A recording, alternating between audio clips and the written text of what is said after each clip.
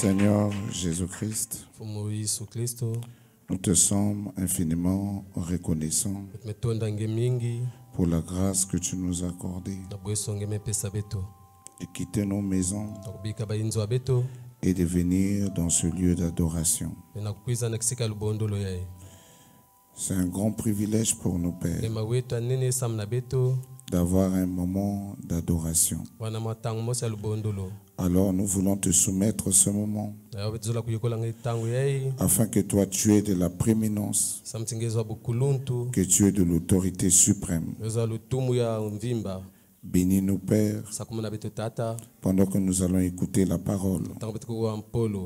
Guéris quelqu'un qui est venu malade, qui ne rentre pas dans cet état, Père, mais qu'en rentrant à la maison, ils disent encore, Père, que Jésus-Christ est vivant. Oh Dieu, nous croyons que, Père, tu as dit le juste vivra par la foi. Tu n'avais pas dit qu'il devait vivre par ses calculs et par ses pensées charnelles. Tu avais dit qu'il vit par la foi. Alors réveille la foi qui dort en nous, Père. Augmente-la pour celui qui s'est abaissé au Dieu. Donne la force à celui que la foi s'est affaiblie. Que le long de cette réunion, que nous disons, le Seigneur Jésus est vivant. Bénis notre pasteur qui se tient là-bas en chair à Brazzaville. Ouvre-le davantage, Père, de la manière que tu vas bénir l'église là-bas. Souviens-toi aussi de nous de cette côté. Bénis chaque officiant de l'église. Que ta main soit sur chacun de nous. Accorde-nous l'entendement spirituel pour cette parole qui va sortir ce soir. Entre tes mains, nous nous soumettons dans le nom parfait de Jésus-Christ, le Fils de l'homme. Amen. Prenons nos Bibles dans le livre de Luc, chapitre 18. Je prends à partir du verset 7. Il est écrit ceci. Et Dieu fera-t-il pas justice à ses élus qui crient à lui jour et nuit, et tardera-t-il à leur égard?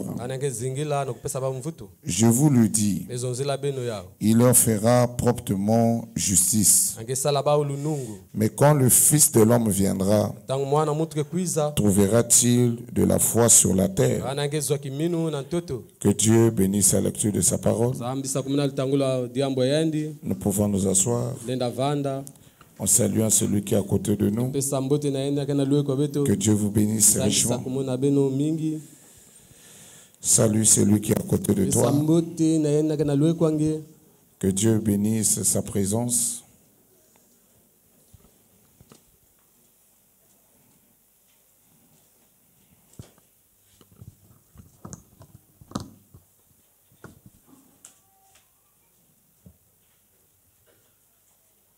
Richement.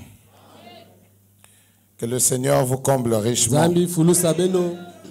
Pour ceux qui n'étaient pas là le mercredi et le vendredi, c'est le frère Moya qui est encore de retour dans la ville. J'ai fait un tour ici. Il y a le frère Rude qui se mariait à Vision d'Aigle. Il venait de Paris. Et il m'avait pris comme son témoin de mariage. Alors je devais revenir pour son mariage. Et nous avons passé le mariage là-bas, à l'état civil. Après nous sommes venus à l'église. Le pasteur Gédéon nous a prêché là-bas. Nous étions aussi heureux de l'écouter. Et après il y a eu l'apéritif. Je n'étais pas à l'apéritif. Parce qu'il y avait la prédication que je prêchais sur le pasteur Firmin Bani. À Grand Marché.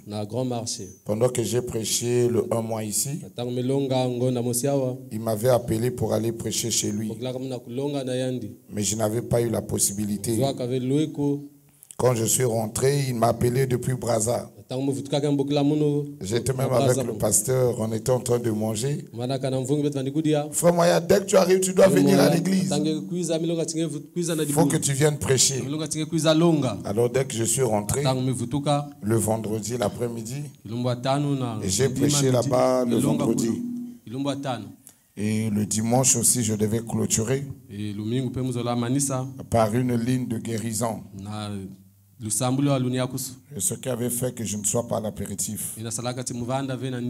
J'ai vite couru à la maison pour me reposer et me préparer pour la prédication. C'est ce que j'avais fait. Le Seigneur nous avait béni richement là-bas. Le dimanche passé, il nous avait visité. Il y a eu beaucoup de gens qui étaient guéris. Les maux d'estomac, les maux de ventre, les mal des yeux. Le Seigneur avait fait beaucoup de choses là-bas. Et nous l'avons loué pour ce qu'il a fait. Et j'ai commencé ici le mercredi sur notre message ici. La plénitude de la foi. La plénitude de la foi. Nous avons commencé à montrer en premier que l'homme lui-même a d'abord la foi. Avant qu'on ne parle de la foi de Dieu dans l'homme. Le Seigneur, dans sa marche, disait toujours à l'homme, ta foi t'a guéri. Ta foi t'a sauvé. Et je crois que quelqu'un l'a déjà lu dans la Bible. C'était pour montrer que l'homme lui-même a de la foi. Avant qu'on ne parle de la foi de Dieu dans l'homme. Et nous avons montré à l'église que depuis le jardin d'Éden, quand l'homme était dans le jardin d'Éden et qu'il était tombé, Dieu n'avait pas retiré la foi dans l'homme. Il avait chassé l'homme dans le jardin d'Éden avec la foi. La seule chose que Dieu a retirée dans l'homme, c'est dans Genèse chapitre 6. Il vit que l'homme était dans le péché. Il dit, mon esprit ne sera plus dans l'homme. Parce que l'homme n'est que charnel. Il retira de lui l'esprit. Et il le laissa dans le jardin d'Éden. Et l'homme a commencé à marcher avec de la foi, avec l'autorité. Mais la conscience de l'homme au fur et à mesure perdait ce qu'il était dans le jardin d'Éden. Et il a perdu aussi sa foi de connaître ce qu'il était. Et nous avons montré qu'en nous, il y a cette foi-là. Nous pouvons aussi encore la manifester. Nous avons montré selon Frère Branham que le simple fait de quitter la maison, de venir à l'église, c'est la foi que vous expérimentez. Le simple fait que vous vous asseyez et vous vous mettez debout, c'est de la foi que vous manifestez. Mais vous l'avez fait tellement constamment que vous ne croyez plus que c'est de la foi. Je crois que quelqu'un est avec moi là-bas. Nous avons lu Frère Branham sur ça. Et le vendredi, nous avons montré qu'est-ce que la foi, différent de l'espérance. Nous avons montré que la foi, c'est quelque chose de très surnaturel. Elle rend l'homme mystérieux à tel point qu'il peut poser quelque chose au loin. Et il peut le rappeler par le moyen de la foi. Je crois que quelqu'un était là. Nous avons montré comment le diable voyage. Il opère par l'incrédulité, le doute et la peur. Je crois que quelqu'un m'a suivi là-dedans. Nous avons montré ça. Et nous avons dit que ce matin, nous allons prier pour quelques personnes malades. Pour montrer la foi qui est dans l'homme. Je crois que quelqu'un me suit là-bas. Nous croyons que le Seigneur va les guérir tous. Quelqu'un le croit comme moi? Quelqu'un le croit comme moi? On m'a appelé hier vers 21h. Il y a un pasteur qui est à Brazzaville.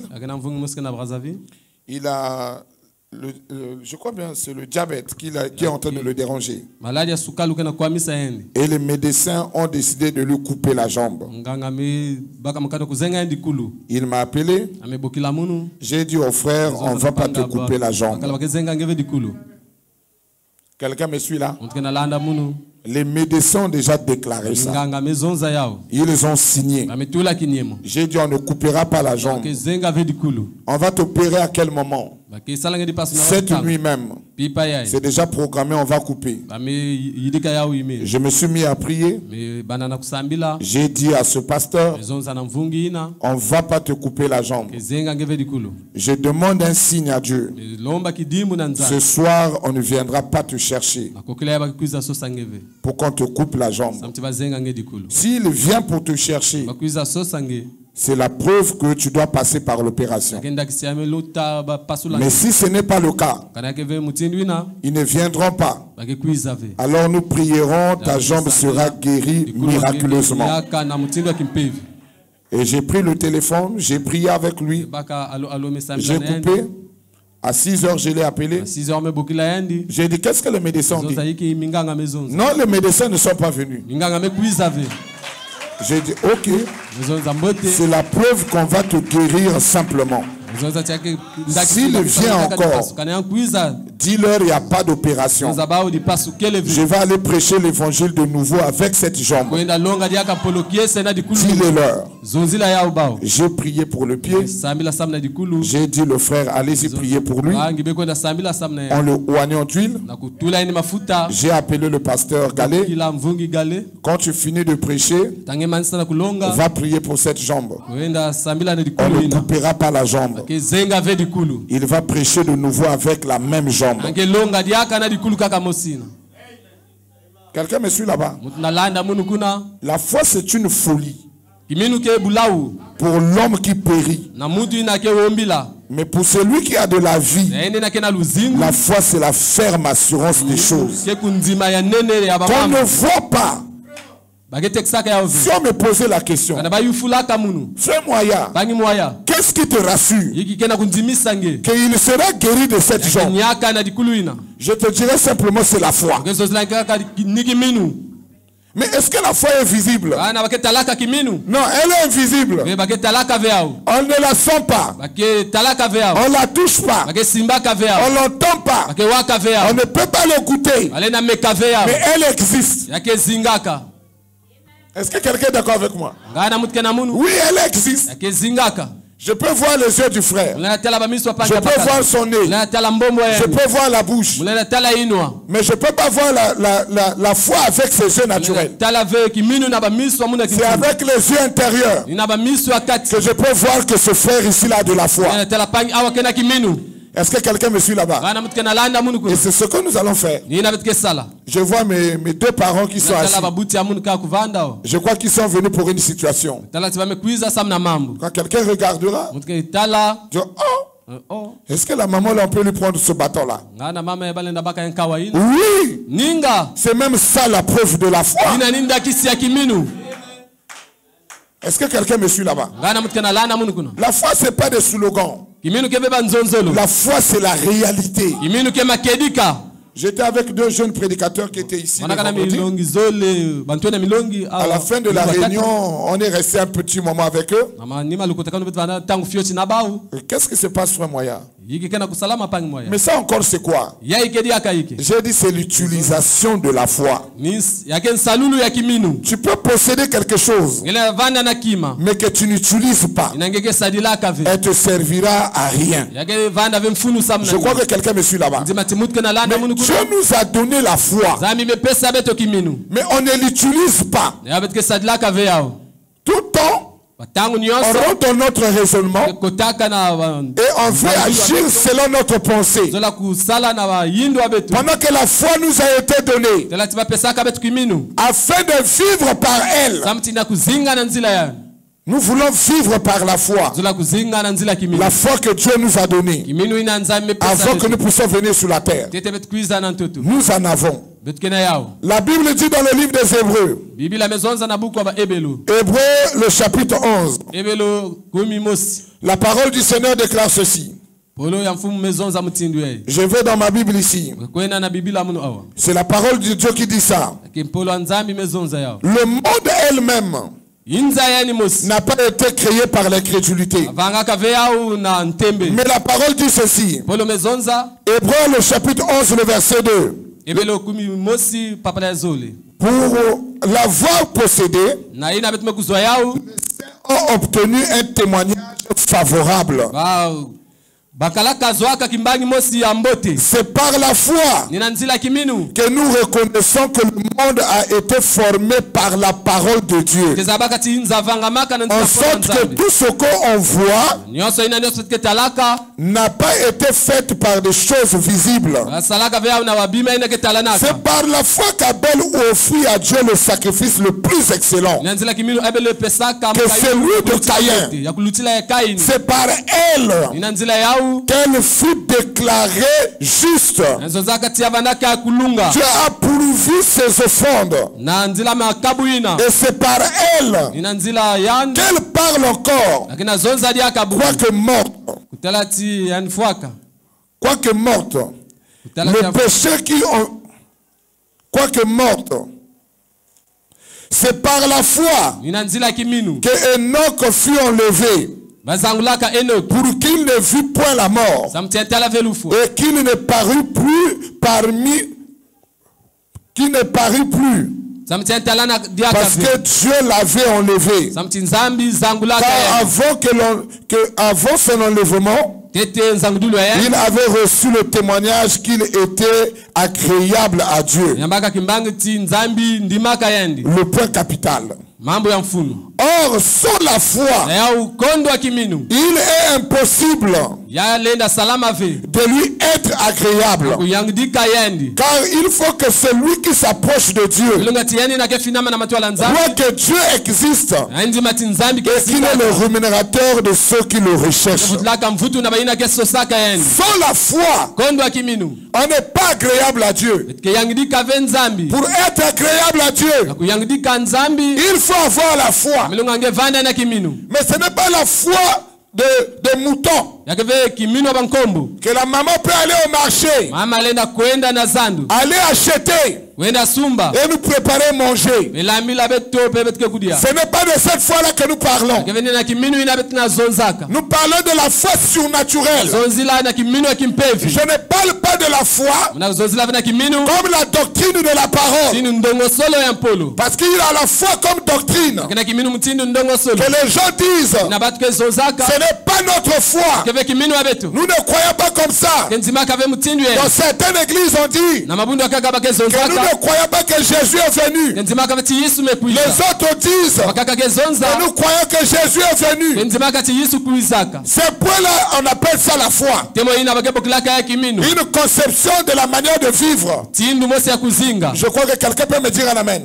Je ne parle pas de la foi comme doctrine. Mais ici, je parle de la foi comme substance dans le corps de l'homme. Je crois que quelqu'un me suit là-bas. J'avais abordé ce serment ici. Montons l'âme de l'homme.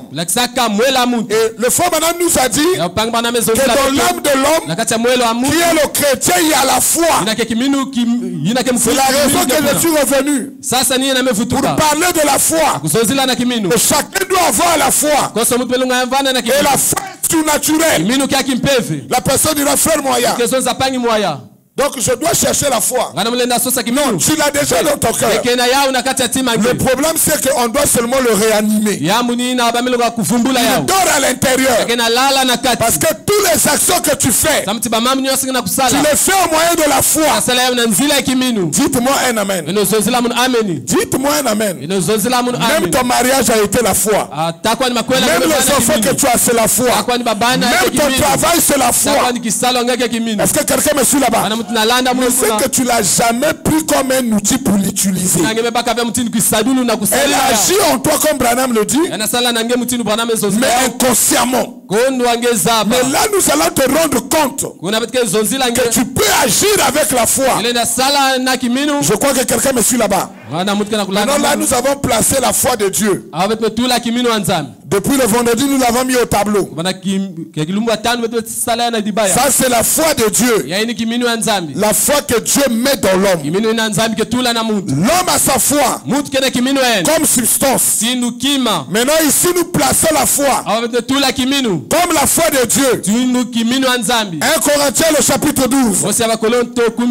La Bible va nous dire ceci, que la foi c'est un don. Ça c'est la foi de Dieu. Ici là je parle maintenant de la foi de Dieu. La foi que Dieu donne à l'homme a sa propre foi pour vivre sur la terre. Mais Dieu aussi a sa foi qu'il doit transmettre dans l'homme, afin que l'homme vive réellement par la foi. 1 Corinthiens le chapitre 12. Le verset placé au tableau. Il dit ceci au verset 1 Corinthiens le chapitre 12. Je prends avec vous le verset 4. Il y a divers dons, mais le même esprit. Il y a divers ministères, mais le même Seigneur.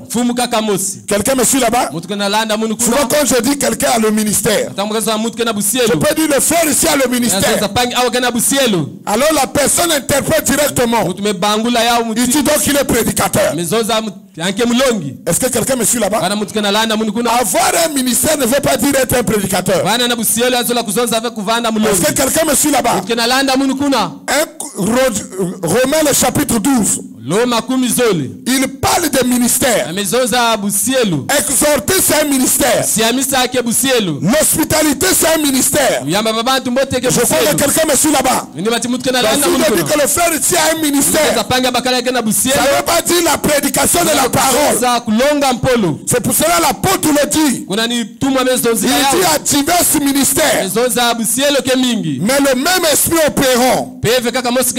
Il continue de dire ici, diverses opérations, mais le même Dieu qui opère en tous.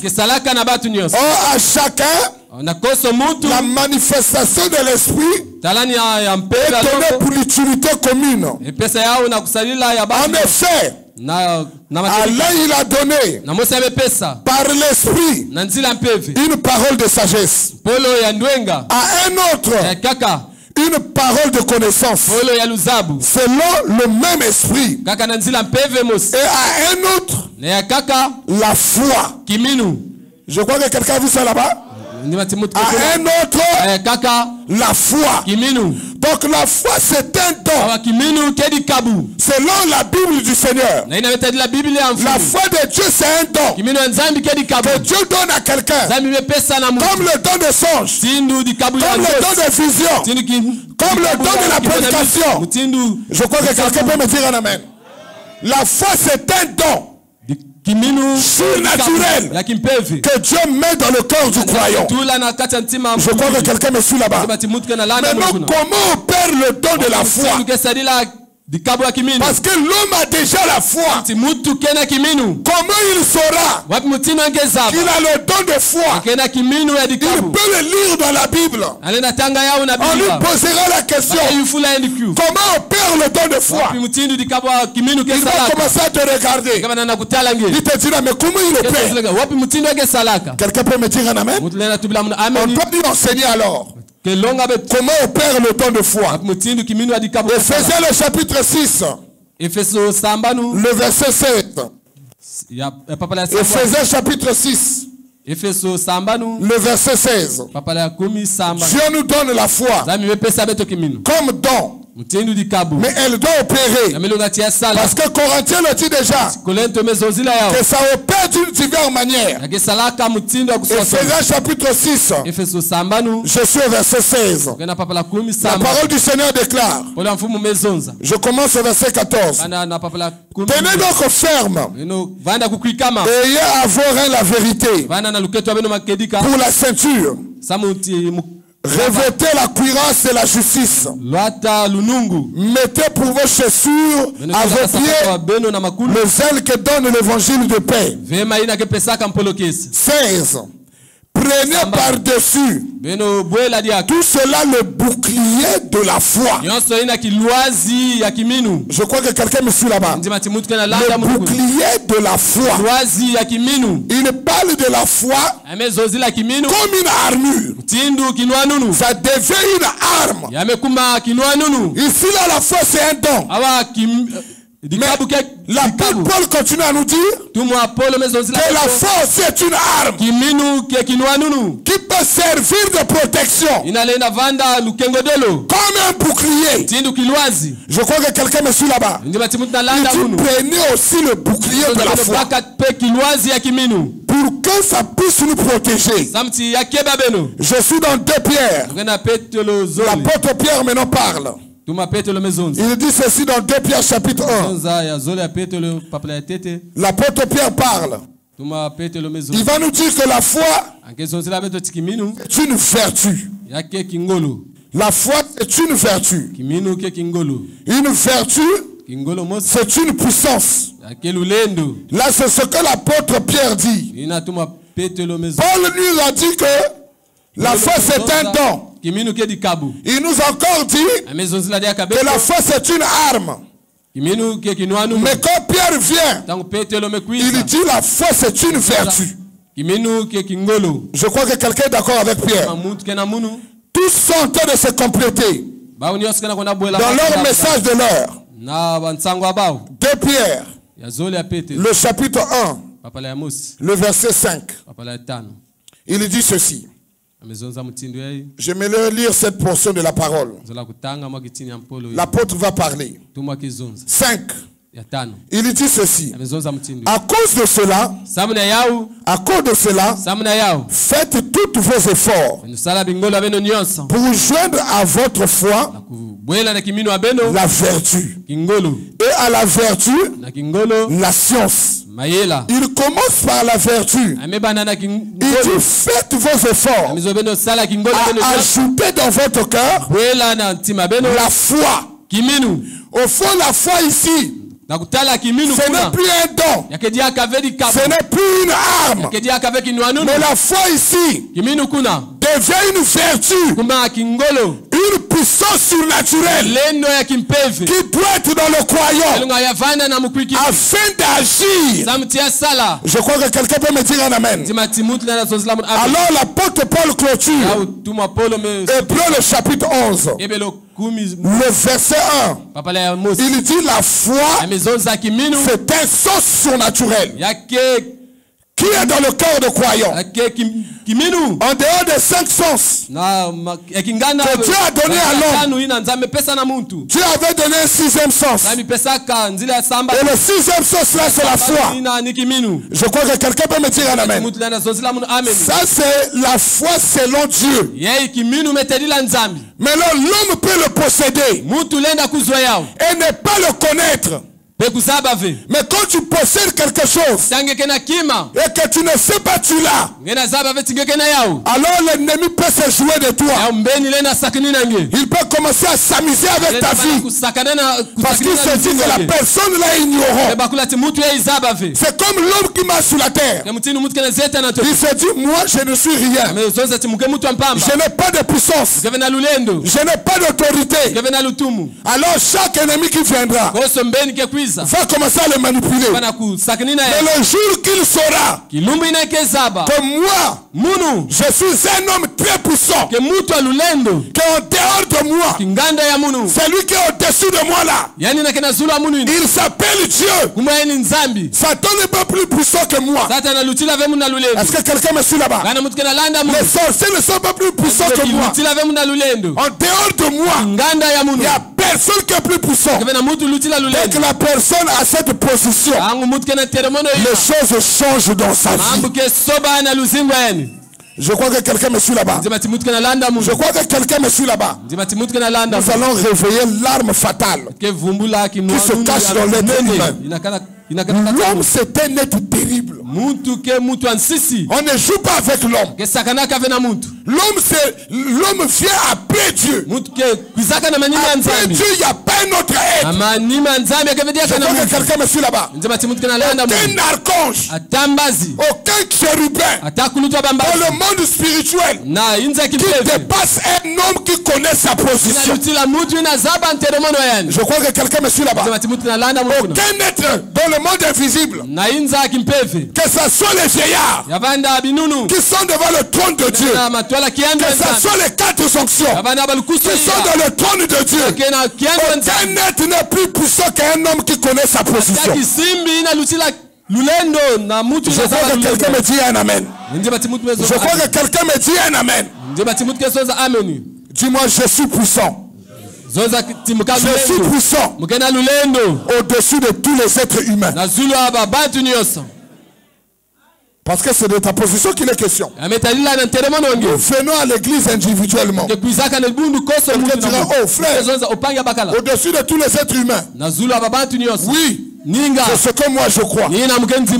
Est-ce que quelqu'un me suit là-bas? Tous les êtres humains ne sont pas des hommes. Il y a des hommes animaux, nous avons montré ça. Mais toi tu es un homme Dieu. Je crois que quelqu'un me dit un amen. Moi je suis un homme Dieu.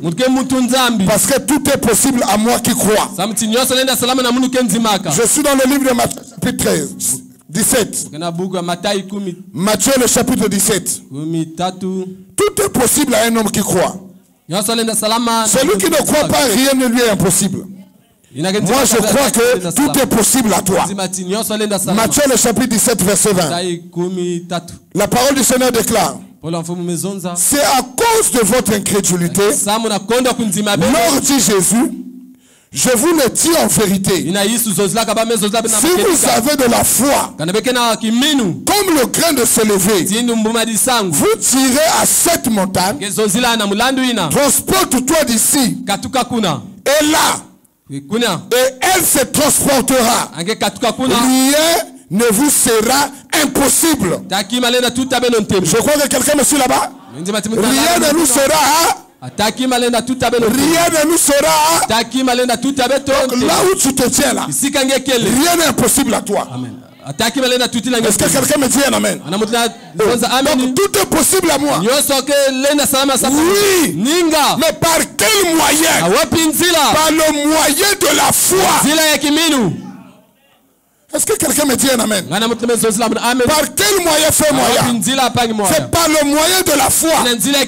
Parce qu'il est écrit dans Matthieu 21, la parole du Seigneur.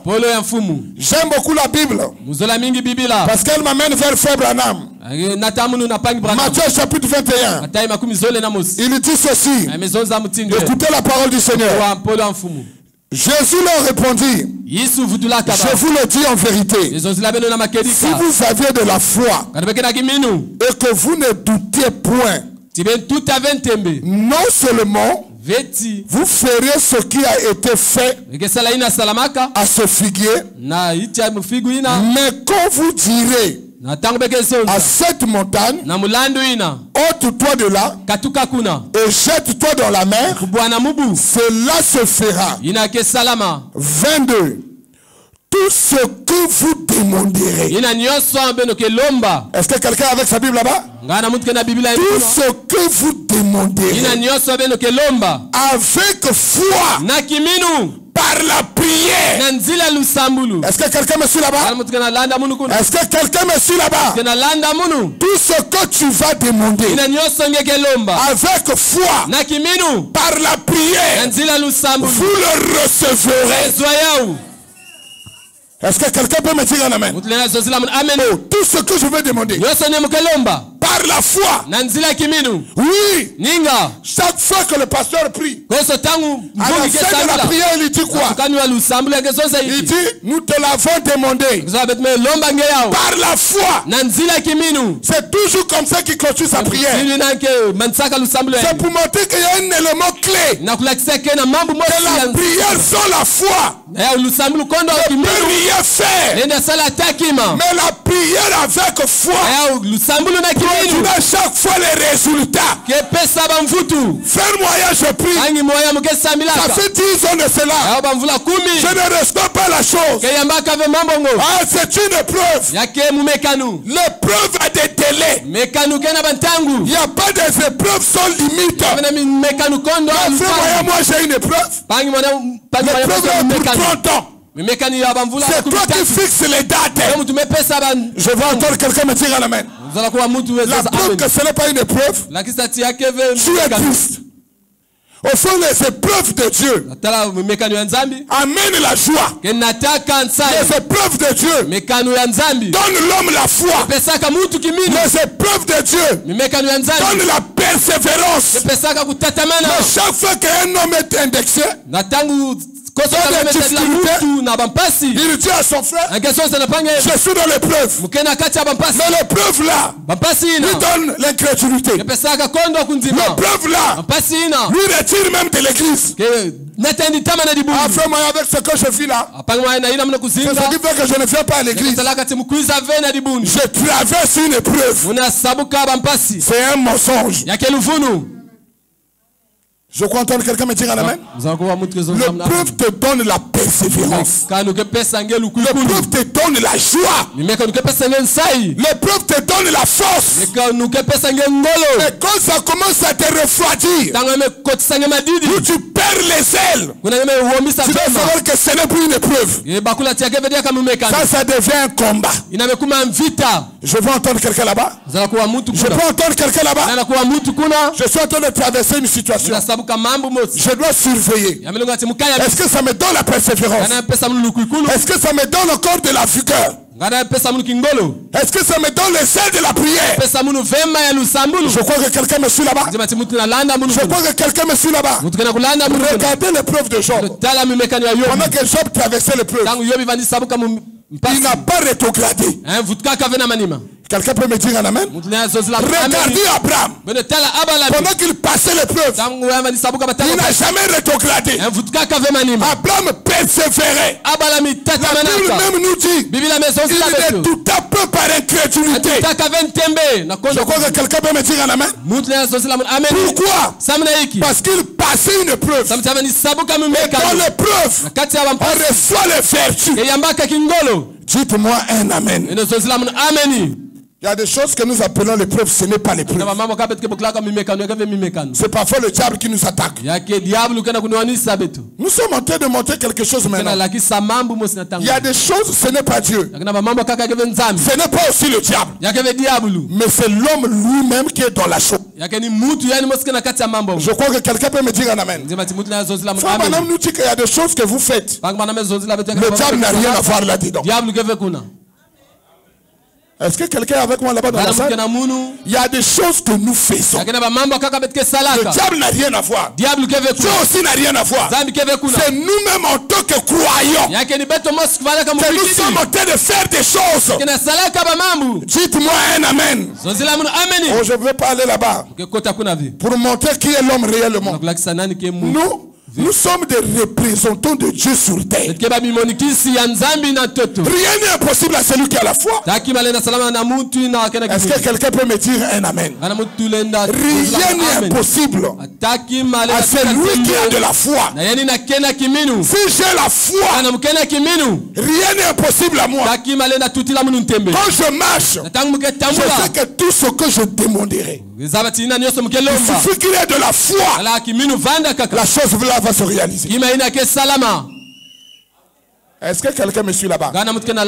Même une voiture peut être créée par la foi. Pas une imagination. La parole ici dit, tu peux dire à cette montagne, ôte-toi de là, jette-toi dans la mer. Si tu le crois, cela va se faire. Quelqu'un me dit un amen là-bas? L'homme est facile à croire. Le démon. Mais il a des difficultés de croire ce que lui est. Regardez, frère Branham nous parle. Il dit, je suis rentré dans une réunion. C'était des sorciers guérisseurs. Des Indiens. Il s'est retrouvé devant les Indiens. Les Indiens étaient là. Ils étaient en train de démontrer la puissance de la sorcellerie. Frère Branham dit, il pouvait prendre le crâne d'un homme avec du sang. Il boit et il fait l'invocation. Il demande que le silo, quelqu'un me suit là-bas, que le silo puisse écrire seul. Frère Branham dit, je pouvais voir un crayon en train d'écrire sans que quelqu'un le touche. Par le moyen de la sorcellerie, l'homme a pu réaliser un tel exploit. Est-ce que quelqu'un me dit un amen? Est-ce que quelqu'un me dit un amen? Ça, on va le croire. On dit, oh non, fais moyen. C'est impossible. Parce qu'il a la sorcellerie. Il a le fétichisme. Il peut faire qu'un silo écrit seul. Mais qu'est-ce que la foi peut faire? Quand on arrive là, le chrétien commence à reculer. Il va dire, oh non, fais moyen, il ne faut pas aller loin. Parce que chercher à aller loin aussi, ça peut t'amener à périr.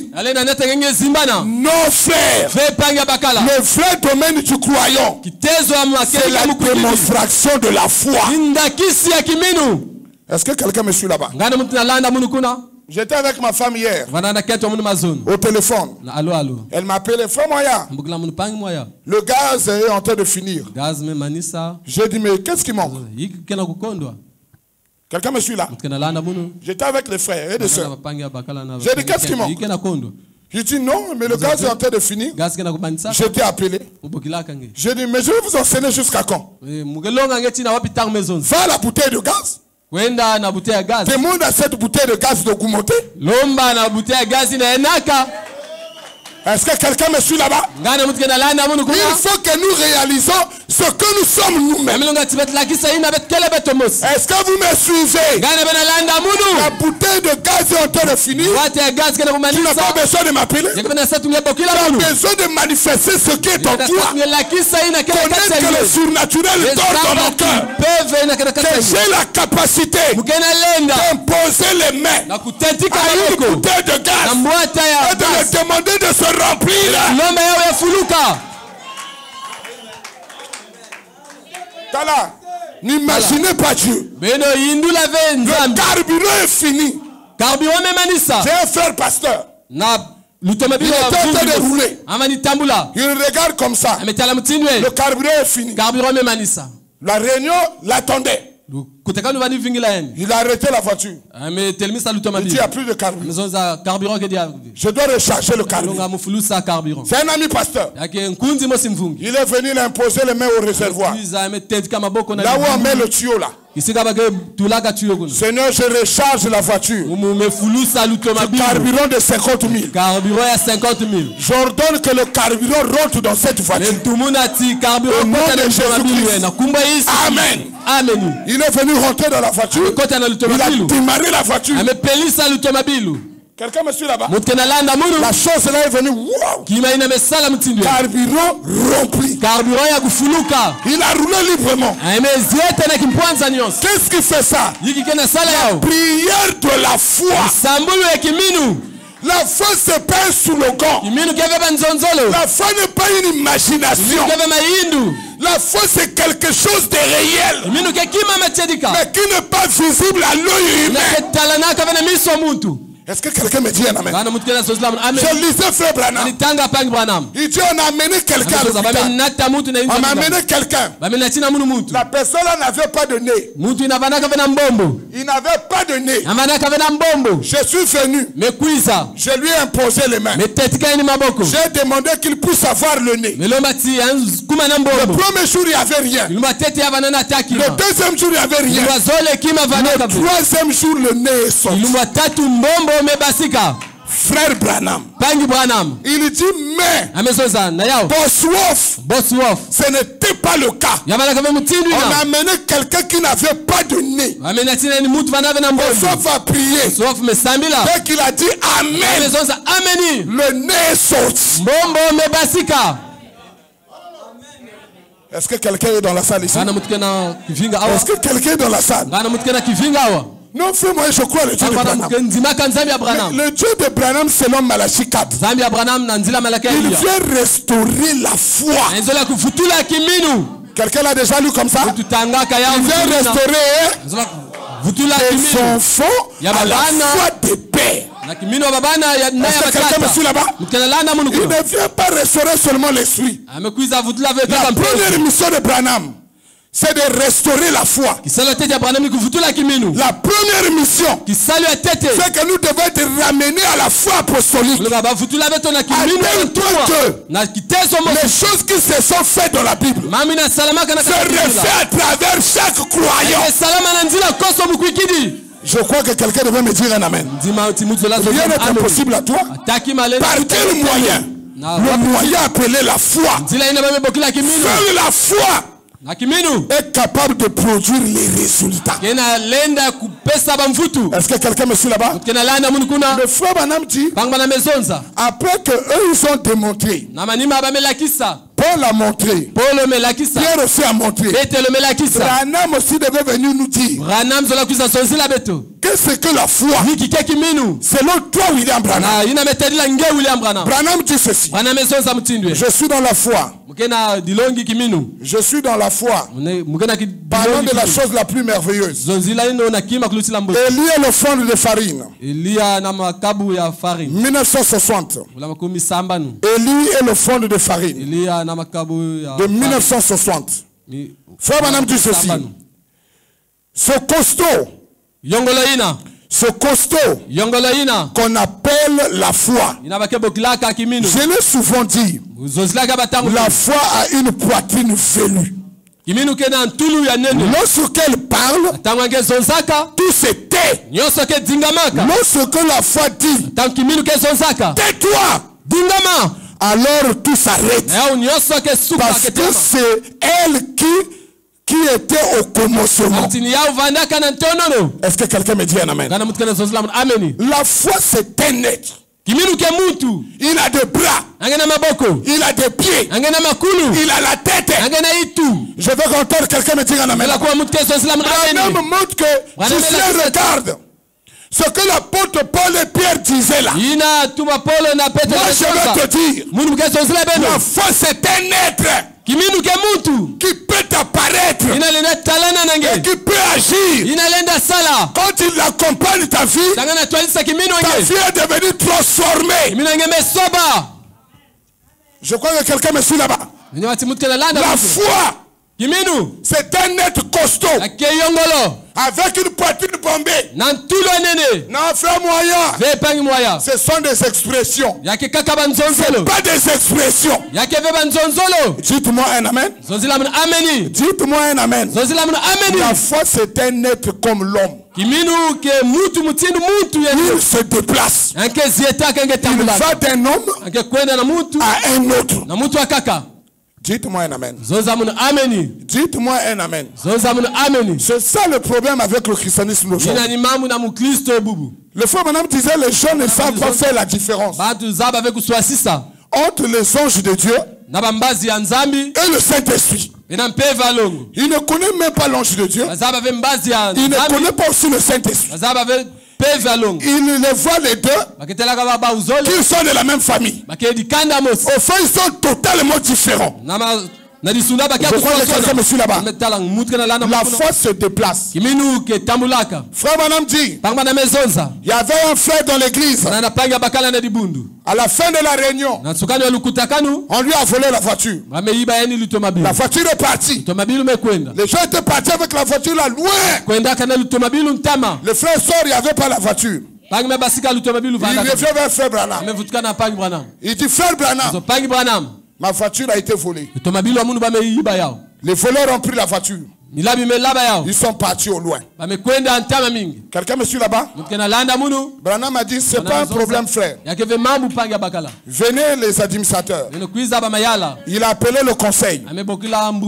Il a dit, nous allons prier pour que la voiture du frère soit ramenée. Est-ce que quelqu'un me suit là-bas? La chose a été volée. Elle est déjà partie. On n'a plus l'espérance. Est-ce que quelqu'un me suit là-bas? Lui, il dit, on va appeler cette voiture. Il dit, Seigneur Jésus, j'envoie la colonne de feu. Est-ce que quelqu'un dans la salle ici? Est-ce que quelqu'un dans la salle? Il est en train d'exercer la foi. J'envoie la colonne de feu afin de rattraper le voleur. Il ramène la voiture.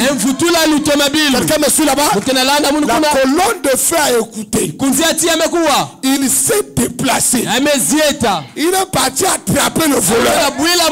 Il a demandé au voleur, ramène la voiture. Je reviens avec la voiture. Il arrive quelque part, le son s'est terminé. Il a laissé la voiture. Il est parti. Les frères qui rentrent à la maison ont retrouvé la voiture. Je crois que quelqu'un me suit là-bas. Donc la foi, on peut l'envoyer pour une mission donnée. Je crois que quelqu'un dans la salle. On peut envoyer la foi afin d'aller quelque part, d'aller faire une mission. Et la foi revient. Je crois que nous sommes d'accord là-dedans. Est-ce que nous sommes d'accord là-dedans? Bon, je vais aller en deux pour que vous compreniez ça. Parce que nous sommes des Africains. Le frère Branham dit qu'il y avait une réunion qu'il était en train d'organiser. Pendant qu'il prêchait, il y avait des sorciers dans la salle. Et les sorciers là ont commencé à appeler les démons. Quelqu'un me suit là? Ils ont commencé à appeler le démon. Le démon était loin. Il voulait perturber la réunion. On doit appeler le démon. Pendant qu'il s'était assis, il commençait à prononcer Père, Fils, Saint-Esprit. Père, Fils, Saint-Esprit.